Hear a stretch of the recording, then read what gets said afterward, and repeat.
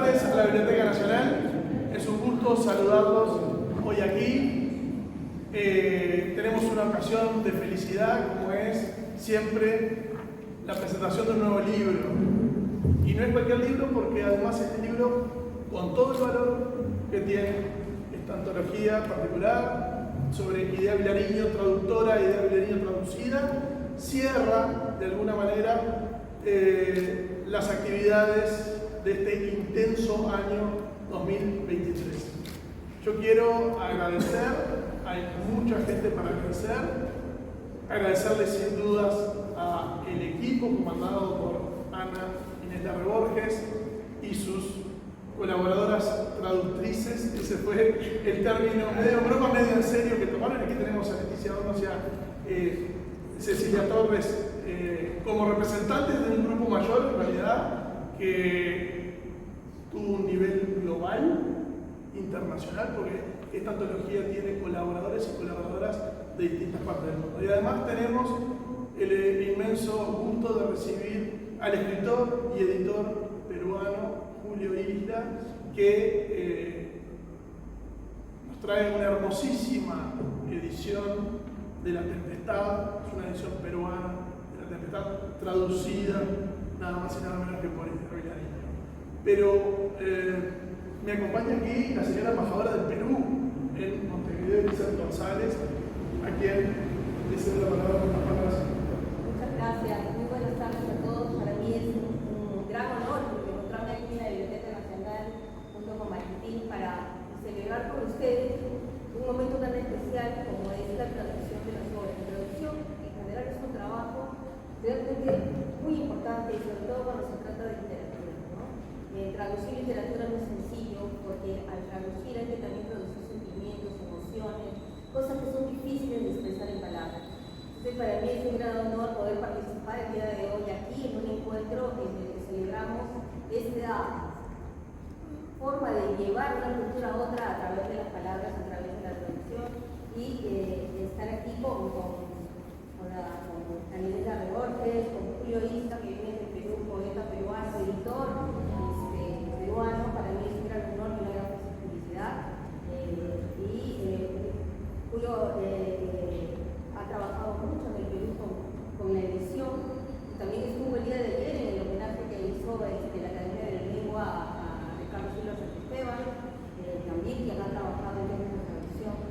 Realmente para nosotros es un gran placer estar el día de hoy. Creo que es una suerte de preludio del trabajo que vamos a hacer con la Biblioteca Nacional el próximo año, con las obras de Juan Parra del Riego, y con Inés Larre Borges, a quien agradecemos mucho su colaboración de apoyo, sobre todo a ti, Valentín, por haberte sumado a su proyecto con nosotros. Felicitaciones y muchísimas gracias por invitarme a participar en este evento. Bueno, a ver.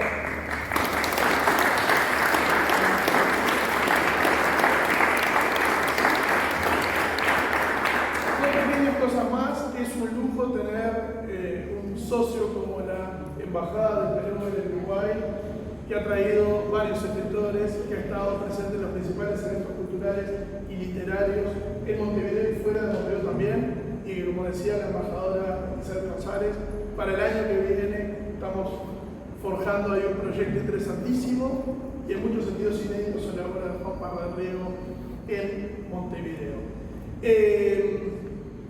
Sin más, creo que hay que darle la palabra a los protagonistas de esto y pedir en particular un fuerte aplauso para Inés Larre Borges, porque esta es la enésima investigación que hace sobre Idea Vilariño y sobre el universo de Idea Vilariño, en este momento como autora, pero también como compiladora. Así que Ana, un gusto tenerte en este equipo de investigadores de la Biblioteca Nacional. Gracias. Gracias a la Biblioteca Nacional de Uruguay por la invitación, a la embajadora por las palabras, a Valentín, el director de la biblioteca, y a Ana Inés Larre por las gestiones para poder realizar este evento de homenaje a no solo a la Idea Vilariño, sino también directamente a la traducción literaria, que es un arte muchas veces incomprendido, que recibe pocos aplausos porque se los lleva principalmente el autor de las obras traducidas y los traductores en ocasiones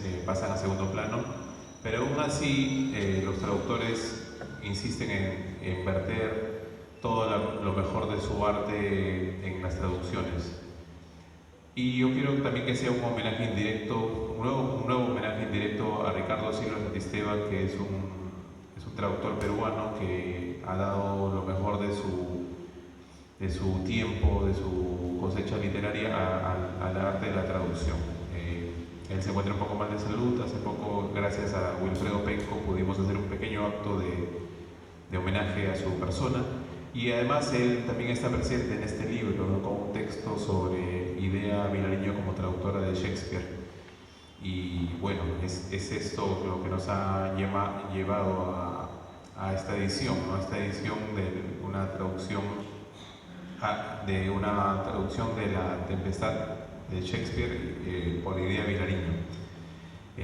Y quiero aquí agradecer también a Ana Inés Elarra, quien gestionó, hizo posible que salga este libro en Perú. No es la primera traducción de Idea que se publica en Perú. En 2016 se publicó Antonio y Cleopatra, una adaptación escénica de Idea Vilariño, una traducción magnífica que tuve el gusto de prologar y trabajar, ¿no?, porque estaba el texto mimeografiado, había que un poco transcribirlo, algunas partes un poco claras, y es una traducción magnífica que ya se agotó en Perú, al menos, no sé aquí, trajimos algunos pocos ejemplares y bueno, que fue un placer publicar, ¿no? Y esta es entonces la segunda traducción de Idea publicada en Perú, y quisimos hacerla, además de la traducción tan magnífica de Idea, enriquecerla con algunas ilustraciones, ¿no? Este libro es el número 38 de la colección La Fuente Escondida, que es una colección de clásicos universales que continúa lo que fue El Manantial Oculto. Algunos peronistas quizás sepan de esa colección, tuvo mucho renombre a nivel latinoamericano, pero concluyó allá por el año 2010, y esta es la continuación. Este es el número 38. Y que hicimos estas ediciones, siempre queremos enriquecerlas con ilustraciones, con algo más, algún prólogo interesante, alguna edición crítica, estudios. Y en este caso quisimos hacerlo con ilustraciones, ¿no? Este libro está profusamente ilustrado por sus cuatro costados, como pueden ver, para dar algo más, ¿no? Como si no fuera suficiente ya Shakespeare con todo el interés que genera esta obra, quisimos que sea una edición ilustrada. Y bueno, no quiero hablar ya tanto como Idea, como traductora, porque para eso están aquí las expertas. Yo solo quiero mencionar algunas cosas sobre esta obra, ¿no?, La Tempestad. Es una obra que sigue todavía moviéndonos, sigue generando discusión, ¿no? Ya sabemos, ¿no?, las famosas discusiones entre Calibán y Próspero, ¿no?, esta dualidad entre la civilización y la barbarie, lo colonial, ¿no es cierto?, la crítica de la colonialidad que existe en esta obra, en el personaje de Calibán, ¿no? He comprobado que esta crítica sigue muy viva, ¿no?, en esos tiempos en que todavía hay una gran disputa global, hay muchas tensiones, y es por eso que esta obra todavía sigue siendo muy necesaria leer y ver, porque bajo su manto de una comedia ligera, con hadas, con espíritus, con monstruos, se encuentra esta gran tensión entre el habitante de algún lugar inhóspito y el que llega con la tecnología, con los medios para poder tomar la tierra o ocuparla, ¿no? Y Idea es también autora, lo olvidaba, es algo muy importante, es autora del prólogo y menciona esto, ¿no?, de que la Tempestad tiene este malentendido de que tras este cuento de hadas hay mucha oscuridad, ¿no?, hay muchas cosas que todavía están muy punzantes, ¿no?, en el pensamiento anticolonial o decolonial, como quiera que lo llamemos, de la actualidad. Así que yo los invito a leer esa traducción,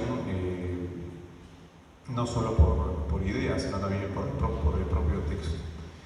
Y bueno, y nada más, quiero nuevamente agradecer a quienes hicieron posible esta edición, a Ana Inés, por supuesto, al equipo y al propio Ricardo, que es el que tuvo la idea, el gesto de traducir. Ricardo es un gran shakespeariano, es el mayor shakespeariano que yo conozco en el Perú, se va a dar siguiente escuela, está trabajando en una traducción de Macbeth inédita que esperemos que pronto vea la luz. Y bueno, y a seguir esta devoción por la traducción literaria, ¿no? Nunca dejemos de valorar a nuestros traductores y sigamos este tipo de publicaciones donde se estudia la traducción, ¿no? Es algo tan valioso. A veces estudiamos solo las obras, la poesía, la novela, pero no las traducciones.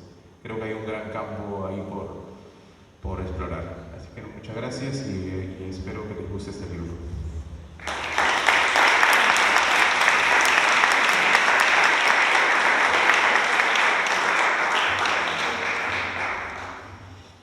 Buenas tardes, ¿se escucha bien? ¿Sí? Bueno. Les agradecemos su presencia hoy. También agradecemos a la Biblioteca Nacional y en especial también a Ana Inés Larreborges por abrir el fondo documental de Idea Vilariño a la investigación traductológica. En representación del grupo que colaboró en las diferentes fases de la elaboración del libro, nos gustaría compartir con quienes llegan hoy hasta acá algunos aspectos sobre la relación de Vilariño con la traducción. Antes de eso, nos vamos a presentar brevemente el Grupo Historia de la Traducción en Uruguay, en el que participan Lucía Campanella, Leticia Hornos Weiss, Rosario Lázaro Igoa y quien les habla, Cecilia Torres Ripa. Se formó en 2021 a partir de un interés compartido por el estudio de las traducciones y de un espacio de trabajo compartido que es el Centro de Lenguas Extranjeras de la Facultad de Humanidades de la UDELAR, desde donde llevamos adelante nuestra tarea de investigación. En este momento, Lucía se encuentra llevando adelante un postdoctorado en Barcelona y Rosario reside en Sydney, por lo que Leticia y yo vamos a hablar en representación de las cuatro. Venimos de diferentes disciplinas, pero coincidimos en el estudio de traducciones literarias desde una posición descriptiva y crítica. Nos organizamos como grupo en 2021 y desde ahí hemos llevado adelante distintas iniciativas. El año pasado tuvimos financiación por parte de la Comisión Sectorial de Investigación Científica de la UDELAR para desarrollar nuestro proyecto, que se titula 150 años de traducción literaria en imprentas editoriales del Uruguay desde 1871 a 2021 y cuenta justamente con un acuerdo con esta misma biblioteca para su implementación. Por lo tanto, queremos reconocer el apoyo recibido por parte de la biblioteca para llevar adelante estos dos proyectos, el de la historia de la traducción en Uruguay y el de este primer acercamiento al archivo de traductora de Idea Vilariño. Celebramos la salida de este libro como un acontecimiento que marca un hito en varios sentidos. Es, por un lado, uno de los primeros libros en Uruguay que rescata y aborda desde diferentes focos, pero de manera específica, la obra de traducción de una figura intelectual y poeta local como lo fue Idea.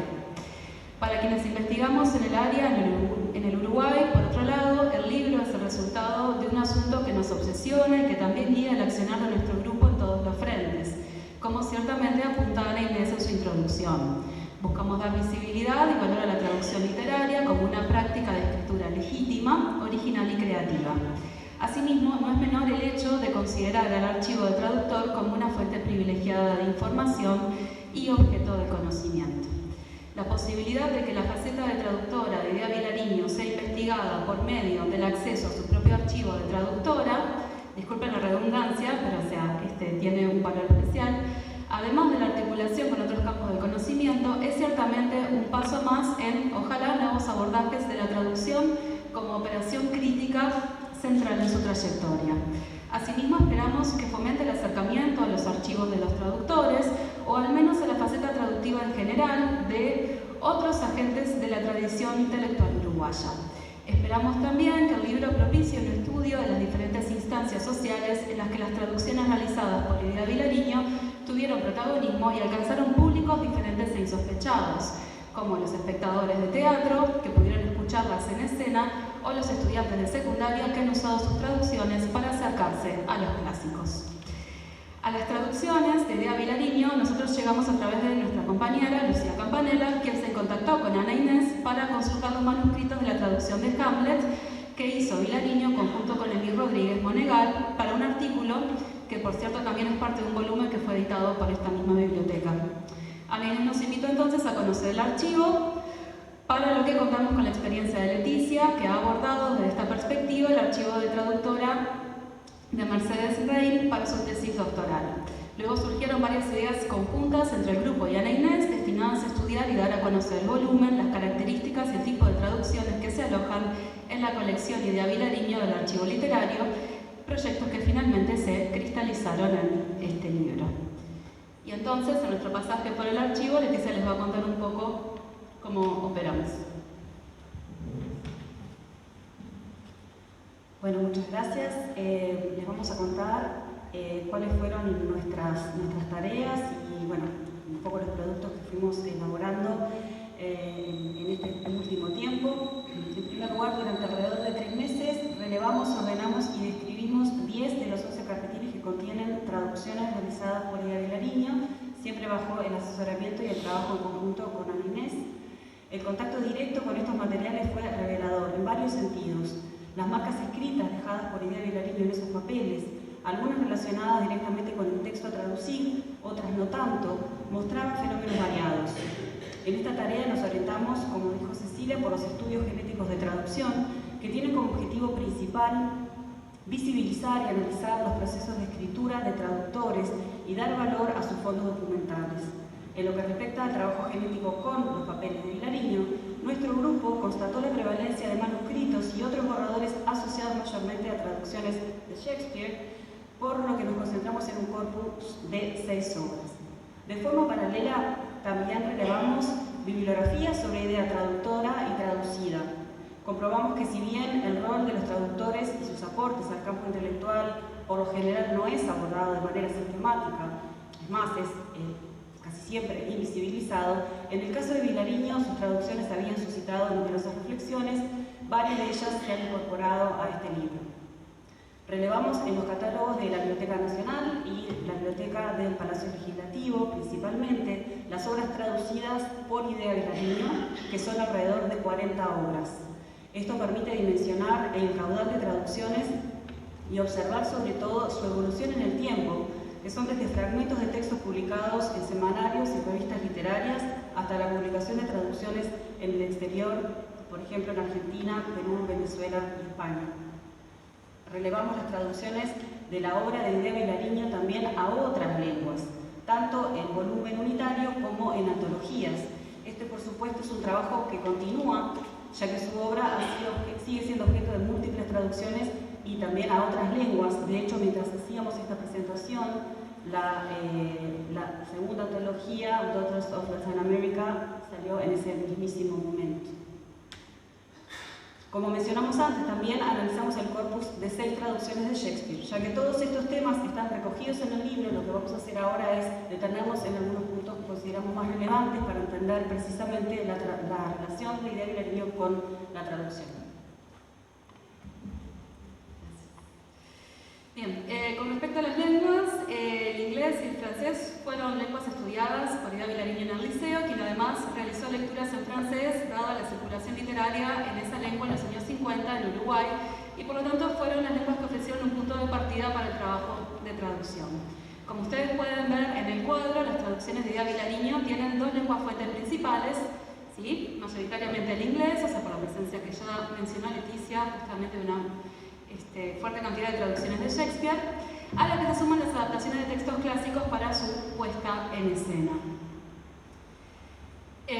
Respecto a las traducciones del francés, cabe destacar que no todas fueron publicadas o no tenemos noticias de su puesta en escena, como es el caso de El Cid de Corneille. Este es un aspecto relevante en el estudio realizado, ya que el archivo nos muestra que la labor del traductor excede lo que uno puede recuperar a partir de los registros catalográficos y de los archivos de las instituciones teatrales.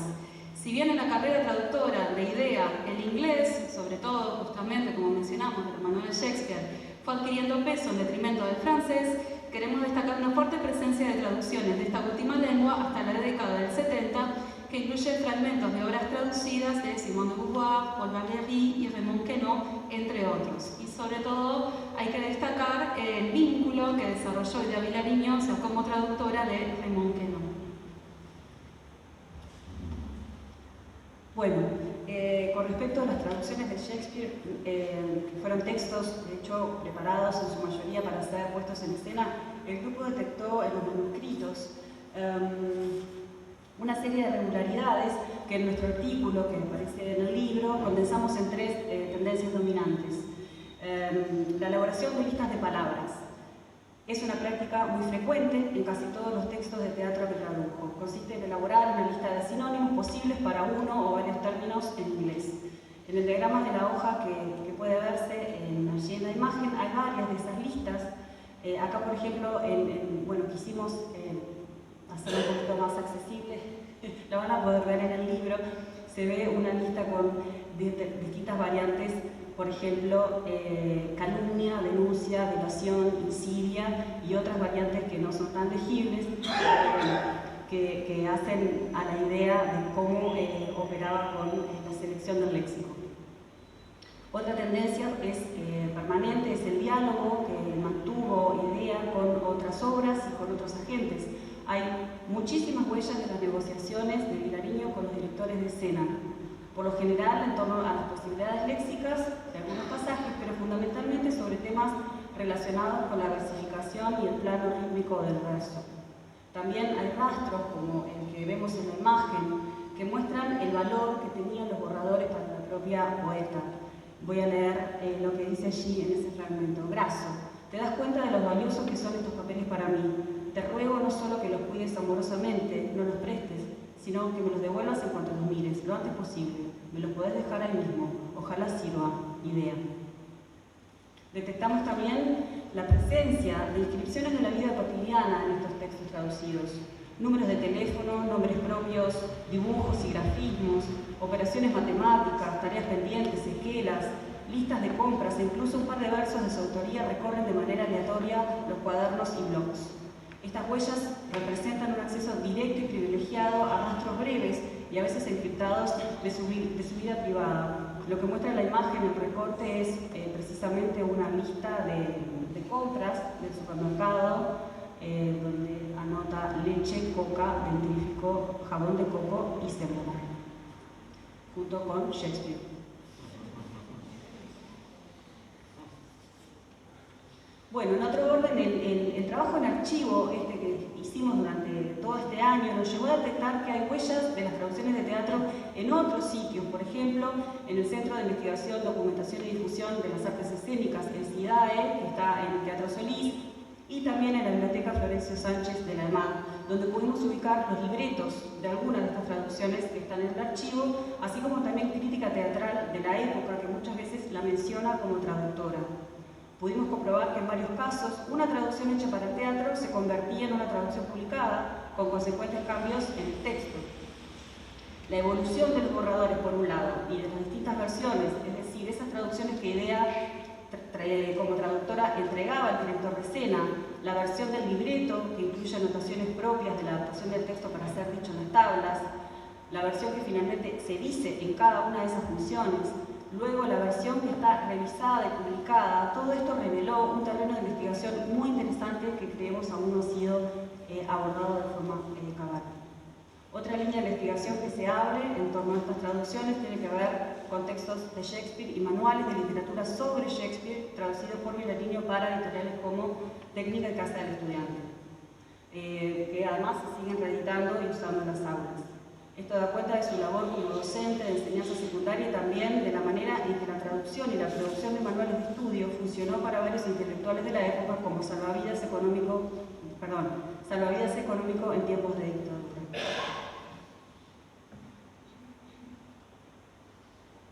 Ya terminamos y le damos la palabra a Andrés. Un cierre. El trabajo en el archivo representó para nuestro grupo la posibilidad de enfocarse en el enorme legado de un intelectual clave de Uruguay. Mientras en la investigación que llevamos en el I+D, que contamos recién, hacemos un mapeo amplio de todas las traducciones publicadas en Uruguay, en este proyecto paralelo pudimos acercarnos de primera mano a un caso de estudio privilegiado, que es el de la cocina o el laboratorio de las traducciones hechas por Iria Vilariño.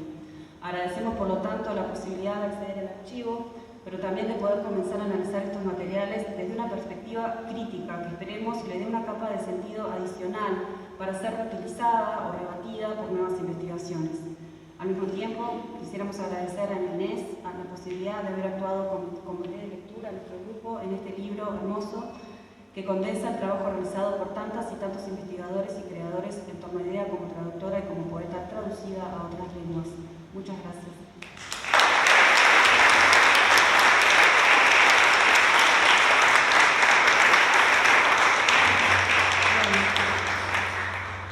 Muchas gracias a todos. Algunos comentarios sobre lo que pasó antes.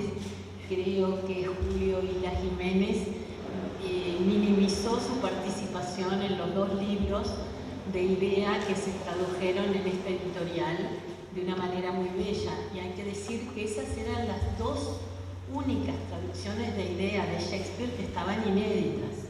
O sea que no solo son una bella traducción, sino que son las únicas que existen. Y que, bueno, ellos se interesaron y nadie más se interesó en publicarlas hasta ahora. Y comparto contigo, aunque no lo conocí nunca personalmente, a Ricardo Silva Santiesteban, en que sea parte de este homenaje, porque él fue el que lo buscaba, mandó pedir, acá gracias, bueno, a Graciela, ¿verdad? Le pudimos mandar las copias originales para que se pudiesen producir estas preciosas ediciones y además, bueno, con el interés y de mirarlo dentro de lo que es el universo shakespeariano de visiones que todos comparten. Así que bueno, eso por un lado. Y por otro lado, bueno, el contacto con el grupo de historia de la traducción en Uruguay realmente fue para mí una experiencia personal y intelectual realmente muy rica, muy enriquecedora, el diálogo que pude tener, menos de que hubiese querido porque están siempre ocupadas en 10.000 cosas todas, no sé cómo hacen para hacer tanto, pero realmente sí que fue, porque ya venía, bueno, ese interés de antes, y bueno, y de eso era de lo primero que quería hablar, porque esto empezó, refleja mucha historia cultural, muchos actores que fueron nuestros amigos y que ahora aparecen como historias o como personajes de un archivo, ¿no? Pero entonces lo primero era, bueno, justificar, ¿no? ¿Por qué un libro que sea Idea Vilariño y la traducción? ¿Por qué la traducción y por qué Idea en ese ámbito especial cuando, bueno, es una poeta? Y bueno, creo que quizás la primera respuesta como más obvia podría ser, porque bueno, ya hace un tiempo, ya van a ser quizás 2 décadas, que hubo una revolución total en la teoría, ¿no? Que nosotros recibimos, una refundación de la idea de traducción, una revaloración de la idea de traducción como algo más que traducción. Traducción ya era leer, era una forma de comprender el mundo, se empezó a usar para metáforas de muchas cosas. Y bueno, en eso, por ejemplo, inspirados mayormente, aunque no todos viniendo tan directamente del pensamiento de Walter Benjamin, se acumularon en un periodo relativamente breve teorías que nos fueron llegando y que cambiaban y nos revelaban toda una manera nueva. Y nombro, para no hacerlo más largo, que si no cuando yo improviso lo hago todo duplicadamente más largo. Digamos, George Steiner, Paul Ricoeur, Michel Foucault, Jacques Derrida, Giorgio Agamben y Antoine Bergman. Y simplemente nombrarlos puede dar una idea de la dificultad de referir mínimamente el impacto que sus ideas han tenido. Así que no teman, no lo voy a intentar. Pero creo al mismo tiempo que no lo explica todo, y esto sí es algo que me gustaría decir. Porque sin renegar de nuestro perpetuo deseo de participar de novedades culturales, porque eso es también parte, y en nosotros es un poco América Latina toda, ¿no? Y América Hispánica y el Río de la Plata, ¿no? Eso es parte de nuestra identidad, correr detrás de las novelerías que nos enriquecen, ayornarnos sin negar lo nuestro, hacer la antropofagia si es posible. Pero bueno, pero en este caso creo que hay que decir algo un poco más cualitativo. No se trata simplemente de responder con o sin retraso a una agenda internacional, ni de ayornarse a una corriente nueva de la crítica, sino que en América Latina hay una tradición preexistente. Y más aún es que la traducción está en los orígenes, está imbricada con la historia. Es parte de nuestro, digámoslo con Borges, destino sudamericano. Por eso quizá estas nuevas teorías se perciben como ecos. En el prólogo yo cito unas palabras que quiero leer acá y ponerlas, y que seguramente muchos de ustedes las van a empezar a reconocer apenas que se empiece a leer, pero que valen y que son literatura. Por donde pasaban quedaba arrasada la tierra, pero a los bárbaros se les caían de las botas, de las barbas, de los yelmos, de las cerraduras como piedrecitas, las palabras luminosas que se quedaron aquí resplandecientes, el idioma.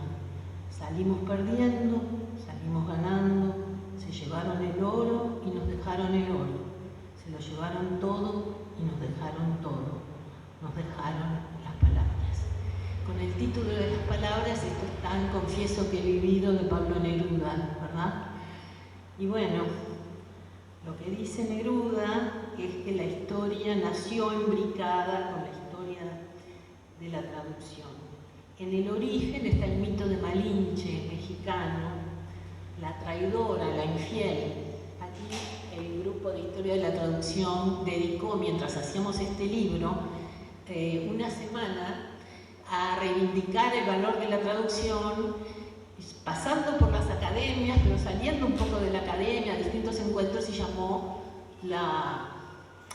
llamaron a esa semana la Semana Infiel, reivindicando esa forma de infidelidad que también defendió Borges para la traducción, y reivindicando algo que está en esto mismo que dice Neruda, porque lo que dice Neruda es que solamente podemos decir, denunciar la expoliación, decir nuestro destino en el lenguaje de los expoliadores, ¿no? Y esa es la gran paradoja, y esa es la parte de la identidad.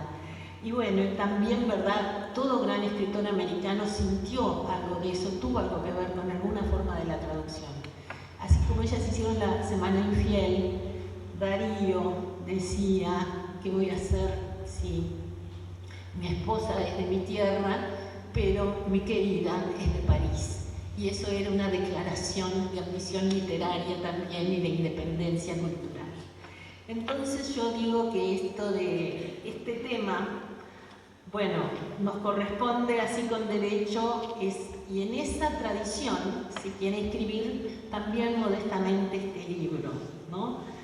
Porque hay una genealogía, ¿verdad?, que también es teórica, porque una tradición de intelectuales en Hispanoamérica también reflexionaron sobre la traducción, porque pensarla era parte de entendernos a nosotros mismos. Y digo unos pocos nombres que alcanzan a justificar, creo, lo que estoy diciendo.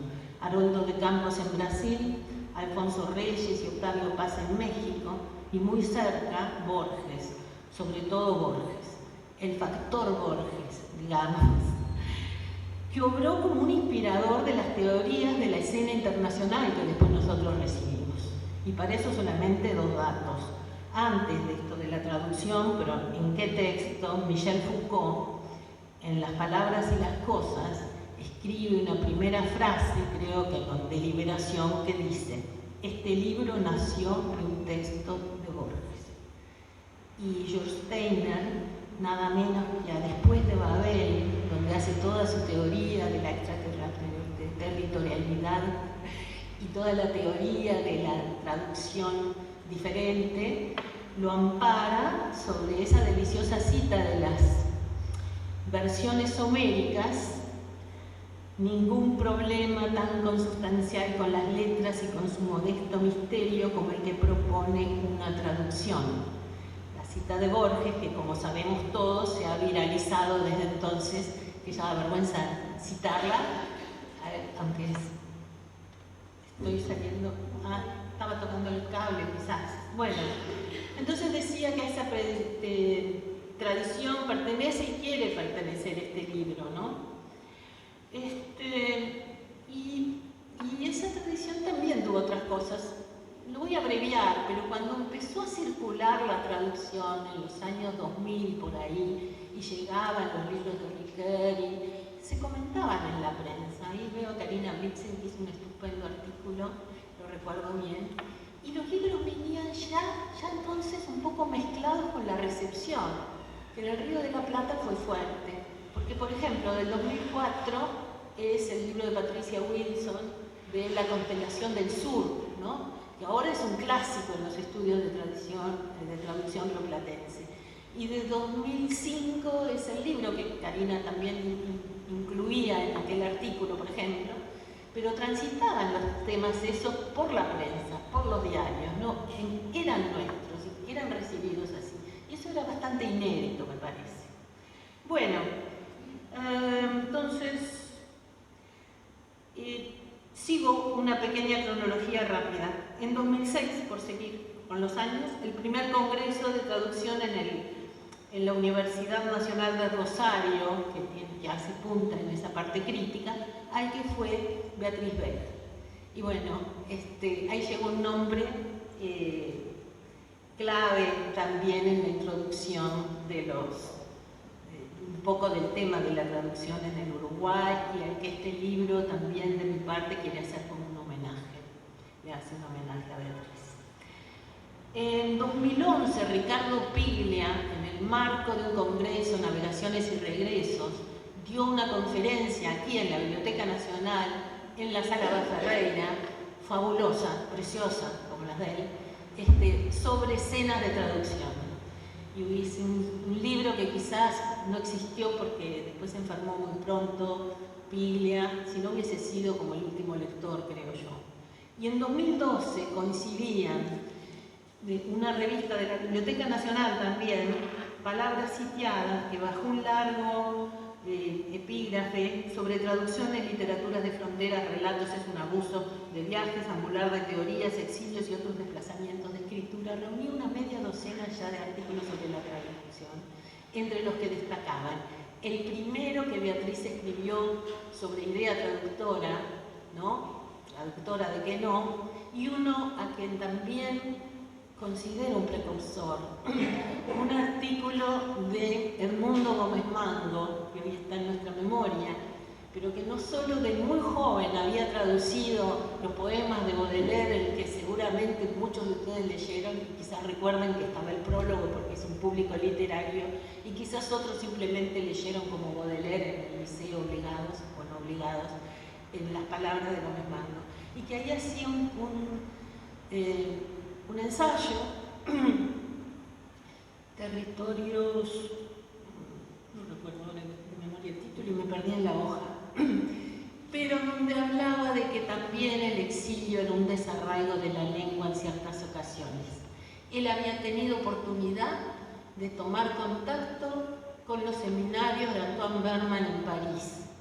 Y bueno, los había asimilado, y me parece que tanto él como Beatriz fueron como un puente para que nosotros nos pudiésemos conectar con todas esas nuevas ideas de una manera como amparada, como amigable, digámoslo. Bueno, entonces aquí también hay, y yo no sé si me llegó la edad de los homenajes, pero cosas que no tomé, que eran parte también un poco sentimental de la vida intelectual, sino simplemente un dato, por ejemplo, que este libro que quiso recopilar todo lo que estaba escrito y era bueno, casi todo lo recopilamos sobre Idea Vilariño y la traducción, y no era poco, porque fue privilegiada en el magno concierto de los estudios que se han hecho hasta ahora de la traducción. Idea había sido bastante privilegiada y ahora están aquí muchos de esos artículos. Y uno de ellos es, me interesa nombrarlo por su significación, una entrevista que hizo Jorge Ruffinelli a 4 traductores en el año 1973. Y que en este libro recuperamos las respuestas de Idea, pero pero bueno, está dado el dato para el que quiera buscar las otras respuestas, que fueron de Ida Vitale, de Mercedes Rein, de Perico Escarón, bueno, y de Idea. Y estaban discutiendo, yo no digo que sea el sexo de los ángeles la traducción, pero estaban discutiendo eso un mes exacto después del golpe de Estado del 73, el 7 de julio de ese año. Y en la página del lado había una convocatoria para el concurso de cuentos, cuyo resultado final fue el cierre del semanario Marcha. Y el que hacía las preguntas inició allí porque estaba fuera del país, un exilio obligado en ese momento, y Mercedes Rein fue detenida, porque era parte también del jurado, y era una de las que respondía en ese momento. Entonces todo esto está entretejido también, y cosas a veces muy cercanas, pero que son también en esa parte. Pero bueno, el libro es parte de esa tradición, yo decía, pero quiere ser y es una novedad. Y esa novedad nace también con una ambición de futuro que encarna este grupo Historia de la Traducción en Uruguay, que yo apocopé en el término que tuvo cierto feliz destino de las traductrices, y me cuesta pensarlas de otra manera, con un grupo muy preparado y que, como ya un poco hablaron de lo que hicieron ellas, aunque no de todo lo que hicieron ellas o de lo que hacen ellas en este libro, también hay otros artículos que no fueron mencionados, quizá pueda avanzar a hacer un retrato del propio libro, ¿no? También de todo el resto del propio libro. Este volumen tiene, igual me gustaría valorar en algo el trabajo sí de ellas, pero decir simplemente la valoración. Entre lo nuevo está que, es verdad, cosas que no se habían hecho, como puede ser, se estrena aquí, por lo menos para el Uruguay, lo que es la crítica genética, es decir, estudiar el proceso de una traducción, así como se estudia el proceso de una creación literaria, estudiar el proceso de una traducción en las distintas etapas, en los cuales la verdad es que los originales que hay en la biblioteca son extremadamente jugosos, y apenas pudo ser esbozado con un ejemplo, pero ellas lo sistematizan muy bien en ese ensayo que hacen colectivamente, que se llama Shakespeare en borrador, con un buen título para un muy buen ensayo. Y el libro, en primera instancia, quiso reunir, como dije, lo más valioso, y ahí es donde aparecen recuperados testimonios de Idea, entrevistas que se le hubiesen hecho, algunas más recientes, como la de Javier Uriarte, que la interrogó junto a Verónica Dauria sobre Shakespeare. Bueno, y el libro se terminó como formando así su esqueleto sobre dos núcleos que son naturales para hablar de Idea traductora, porque Idea tradujo muchas obras, algunas insospechadas obras. Usó la traducción también, como tantos otros, para vivir por necesidad, la traducción para comer, y estaba muy atenta a los cobros, y además hay como también algo que yo traté de analizar, que es el rechazo, ¿no? de no sobrevalorar la traducción. En eso es infiel a las teorías nuevas, Idea en general en sus manifestaciones. Pero los dos autores que la transformaron, sí, en un centro de atención para los que estudian la traducción, son naturalmente Queneau y Shakespeare. Y sobre esos dos núcleos, la primera parte, que es la de Idea traductora, es como se desarrolla. Y aunque no fue buscado, son como casi muy equivalentes en cantidad de artículos dedicados y de lo que se ha escrito allí. Raymond Queneau ha sido y sigue siendo un imán para los estudiosos de la traducción, como lo fue antes para Idea misma, y me parece que por la misma y parecida razón, que es por el rasgo experimental, por el formalismo ulipiano que él ofrece, y la potencia que guarda su asociación con Vilariño, que no deja de ser una poeta y una escritora formalista, malgré todo su pathos. Bueno, a los rescates señalados, que son los de Beatriz, 2 artículos que dedicó a ellas, el de Julia Bucci, se suma en este caso una nueva investigación de Laura Fólica, una investigadora argentina, que a diferencia de los anteriores trabajó con el archivo. Y hay que leer el artículo para ver las cosas interesantes que el archivo da y que lejos de la academia casi nos están hablando de la personalidad de idea. Por ejemplo, la atribución de un prólogo que nadie, sin tener el documento, podía pensar que lo hubiese hecho la propia traductora, pero eso lo dejo como un suspenso. El polo shakespeariano empieza con una introducción de Silva Santisteban, que es ponerlo a dialogar, ¿verdad?, con lo que es el universo shakespeariano de traducciones, y se imaginan lo que es ese universo, y que había sido publicado antes para el centenario de Idea Vilariño en la revista de la Academia de Letras, o sea que también es una recuperación. Pero es justamente en esa zona, en Shakespeare, donde aparece más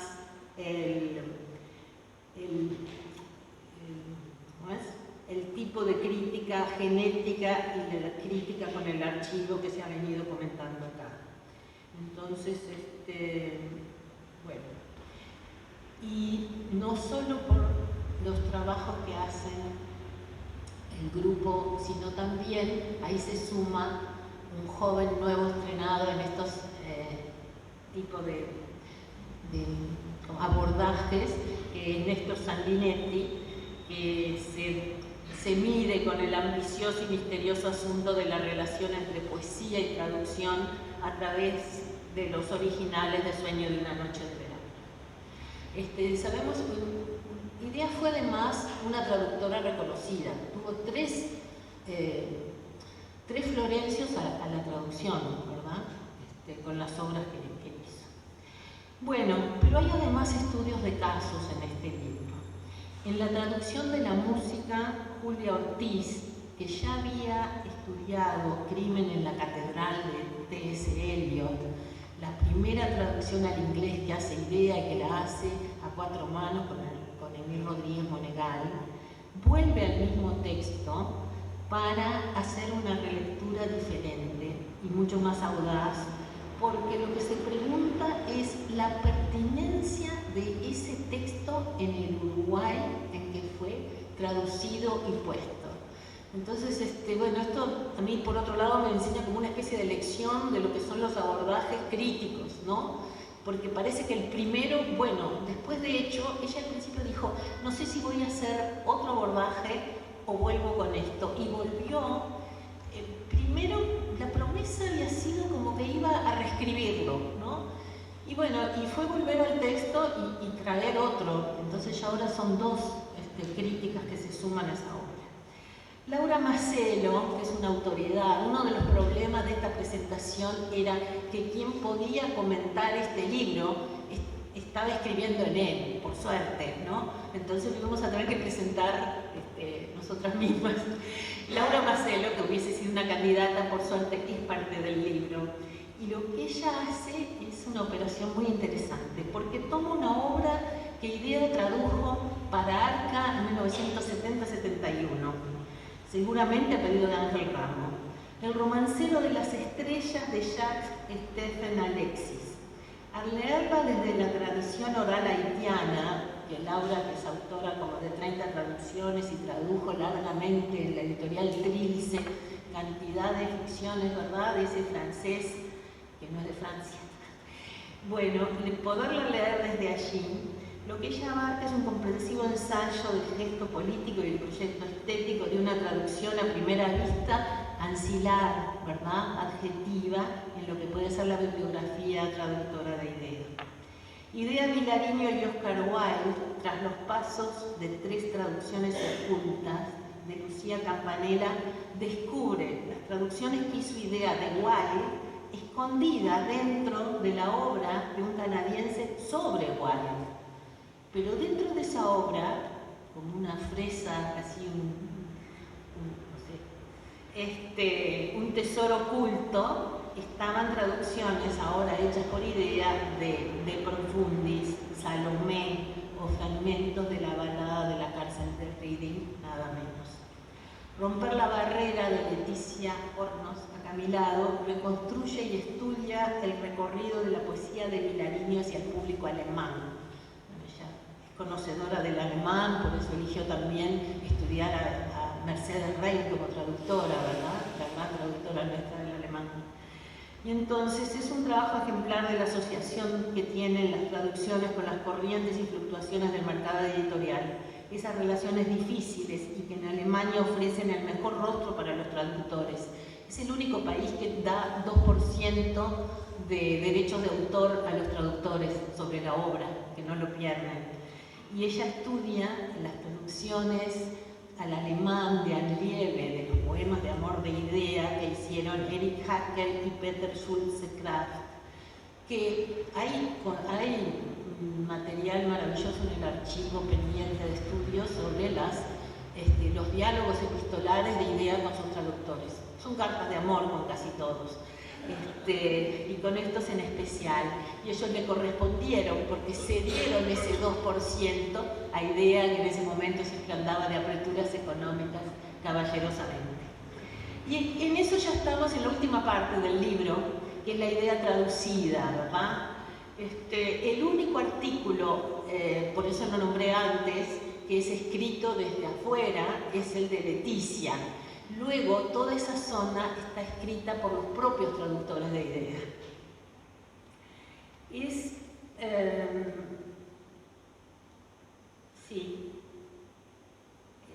Pero antes un dato que es interesante. A la muerte de Idea en 2009, muchos de sus poemas habían sido traducidos a diversas lenguas y una parte de ellos divulgados en antologías, revistas y en la prensa. Pero tan solo 4 libros en 4 lenguas, italiano, alemán, portugués e inglés, habían sido publicados. La bibliografía final que se publica integra 11 títulos y suma 5 idiomas, griego, francés, vasco, sueco y esloveno. Y estoy hablando tomamos simplemente donde había volúmenes publicados, ya fuesen antologías de la obra o antologías generales. Entonces eso triplica casi en los años que van, ¿verdad?, desde su muerte en 2009 hasta hoy. Y ese corpus casi se triplica y por otro lado la tendencia está en alza, como dijeron ya. Bueno, esta zona del libro se caracteriza menos por esos cálculos que por un protagonismo de los poemas. A la izquierda, donde naturalmente se posa la mirada de cualquier lector, están los poemas en las lenguas otras, en las lenguas convidadas, y a la derecha los poemas de idea. El apartado es una Babel que dialoga, lo que viene a ser como un oxímoron, pero es lo que hace posible la traducción. A través de las versiones de su poema se rescata también esa fraternidad tácita que solo por estar en los poemas en una y otra lengua y que hemos estado participando de ellos últimamente en las redes, cuando el celebérrimo ya no está siendo dicho a través de la voz de sus propios traductores en griego, en sueco, en portugués, en francés, en inglés, en guaraní, tal vez en japonés, está por llegar todavía, esa no le hemos puesto, y creo que es un homenaje a la traducción y a la poesía, y a los traductores y a la poeta al mismo tiempo. Y bueno, y eso es un poco lo que se convive aquí, y eso dio lugar también a que esa especie de convivencia, fraternidad tácita, dialógica que tiene la traducción, cuajase en algunos pequeños momentos que son como rescates. Por ejemplo, la relación que unió a Silvia Molloy, que tradujo los poemas de Idea, con Idea, en un diálogo, en un encuentro que se dio a través de un proyecto frustrado que tenía que ver con la edición para archivos de Delmira Agostini. El proyecto se frustró, pero después de eso nació la traducción de Silvia Molloy, que murió mientras nosotros estábamos haciendo este libro, y que es otro de esos personajes, yo decía, bueno, Ruffinelli, de ese entramado, ¿verdad?, de personas cercanas y que tienen que ver con esto. Traducir a Idea fue la tarea más hermosa y más formativa de toda mi carrera, escribe Marta Canfield en el trabajo que destina a Idea Traductora y que lo hace desde sus múltiples roles de traductora al italiano de Idea, poeta, filóloga y testigo. Y también dan testimonio otros, como Denis Rojenski, que está traduciendo última antología al portugués, pero que en el artículo, porque es además una estudiosa, nos revisa también la recepción de Vilariño en el Brasil. Francisco Toncic, que tradujo los poemas de amor al esloveno, estudia los ritmos en ambas lenguas en una pieza de crítica dura. Elena Stagurás, que recupera la experiencia de un descubrimiento y la entrega una traducción ambiciosa. Está el libro expuesto, son 400 páginas de traducción bilingüe de casi toda la obra en griego. Los griegos traducen imponente. Nuestras poetas están todas traducidas por otros traductores al griego. Ida, Marosa, todos ellos están. Bueno, y yo hice un retrato, pero ya estamos pasados de tiempo, así que me da la sensación de que hablé mucho. Tuve, y no quiero abusar. Hice un retrato de Idea Traductora. Es un retrato que había una casilla abierta en estas nuevas formas de estudio de las traducciones, que es el retrato de traductores. Judith Woodward, que conocí su trabajo gracias al equipo, en el que había además algunos personajes que me interesaban mucho. Es un libro que dedicó a escritores que traducen. Y allí ya estaba Gertrude Stein, que me interesaba tanto, y Paul Auster, que leí tanto durante tantos años. Pero el que más me interesó fue Bernard Shaw, que era el que menos me interesaba en principio, porque es descacharrante el artículo sobre su relación con los traductores. Es una pieza. Y lo único que puedo decirles es que lo que yo sentí haciendo la idea fue lo mismo. No esperaba que fuese tan apasionante, tan divertido, tan lleno de secretos y perlas. Entre ellas, bueno, hoy pensaba, pero no, prometí que no, para no hacerlo tarde, igual lo puede leer en el libro. Pero una podría ser haber encontrado en Idea, y dos cosas. Una la voy a tener que decir, aunque no la cuente, porque está Roger Mirza aquí. Y una es de cómo en una obra de teatro traducida por Idea hay uno de los espectadores que tendría que hacer su crítica del espectáculo, no era ningún crítico, sino que era un conocido ahora represor o informante, Alain Castro, que tanto menciona el libro de Roger, ¿verdad?, sobre la escena vigilada en los años de dictadura. Y hace un reporte de una obra de Shakespeare, de un clásico de Shakespeare. Y su tarea era seguramente ver si era político, si se salía de los márgenes. Lo muy extraño, ¿no?, es que es el texto mismo que elabora este personaje y que está ahora escondido, bueno, no escondido, está disponible en un libro de Rico, ¿verdad? El libro de Rico sobre las dictaduras y los archivos de la dictadura. Entonces, bueno, eso me pareció que era una perla. Y eso produjo, porque ese fue con el Julio César, que estaba en cartel, cuando luego se cierra el galpón todavía, porque se estrena, Idea gana un Florencio, a la mejor traducción, en el año 75, pero en los pocos meses, en el año 76, luego viene el cierre del galpón. Y después de eso ella queda, ¿y eso qué provoca? Oye, para tus tan consultadas listas de teatro en el Uruguay, un dato que hay que corregir, porque había dos traducciones también de clásicos, uno de Medea, que Idea Vilariño hace para Norma Leandro, y que no lo firma. Y en el libro nosotros ponemos el coso de mano, ¿no? El programa de mano en que está hasta el iluminador, todos los nombres, menos el de la traductora. Y ella misma se refiere a esa y a Medida por Medida de Shakespeare, que también no firma, porque era la famosa autocensura. Después que habían tenido, que se había expulsado a todo el galpón, ¿verdad?, en ese momento, y que había venido la censura, y que habían estado detenidos, Onetti y todo, en el año 77, Idea escribe en una carta, y ahí hice mis 2 traducciones inéditas, ¿no? Anónimas.